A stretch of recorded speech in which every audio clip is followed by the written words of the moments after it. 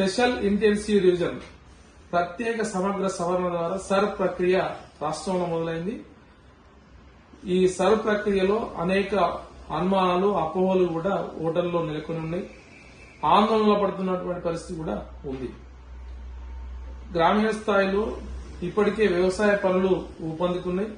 ఈ సర్ ప్రక్రియలో కొంత ఇబ్బందులు కూడా వస్తున్నాయి.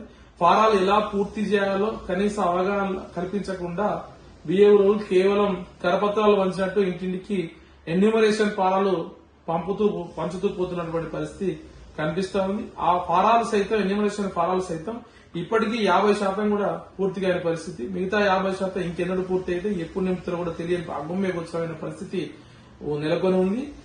ఇప్పటికైనా ఈ ఎన్నికల కమిషన్ ఓటర్లకు కనీస అవగాహన కల్పించి గ్రామాల్లో సభలు సమావేశాలు నిర్వహించి ఎన్యూమరేషన్ ఫారాలు ఎలా నింపాలో కనీస అవగాహన కల్పించి ఎన్యూమరేషన్ ఫారాలు పూర్తి స్థాయిలో నింపే విధంగా పారదర్శకంగా నింపే విధంగా చూడాలని చెప్పేసి ఎన్నికల కమిషన్ కోరుతున్నాం.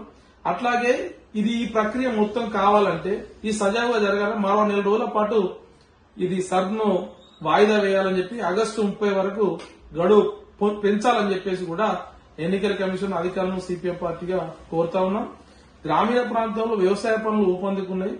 ఇప్పుడిప్పుడే ఈ సర్ ప్రక్రియలో ఎన్యూమరేషన్ ఫారాలు ఎలా నింపాలో తెలియక తికమక పడుతూ ఆందోళన పడుతున్నటువంటి పరిస్థితి కనిపిస్తుంది. ఎక్కడ చూసి నలుగురు కనిపించిన చోట ఎలా నింపాలని చెప్పేసి చర్చించుకున్నటువంటి పరిస్థితి కనిపిస్తుంది. కానీ ఎన్నికల కమిషన్ అధికారులు మాత్రం గ్రామీణ స్థాయిలో ఎన్యూమరేషన్ ఫారాలు ఎలా నింపాలో ఇప్పటికీ ఒక స్పష్టత లేకపోవడం మూలంగా ఒక అస్పష్టత కొనసాగుతున్నటువంటి పరిస్థితి కూడా ఉన్నది.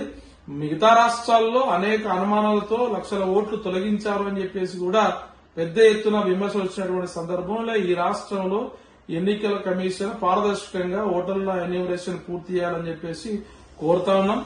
అట్లాగే రాజ్యాంగంలో ఓటు హక్కు చాలా కీలకమైనది. ప్రజాస్వామ్యంలో ఓటు అత్యంత ముఖ్యమైనది కాబట్టి ఈ ఓటును అర్హులైనటువంటి వాళ్ళందరికీ ఓటు హక్కు వినియోగించుకునే విధంగా ఓటర్ లిస్ట్ లో పేరు వచ్చే విధంగా ఎన్నికల కమిషన్ అధికారులు కృషి చేయాలని చెప్పేసి ఆగస్టు 30 వరకు గడువును పొడిగించాలని చెప్పేసి సిపిఎం కరీంనగర్ జిల్లా కమిటీగా విజ్ఞప్తి చేస్తున్నాం.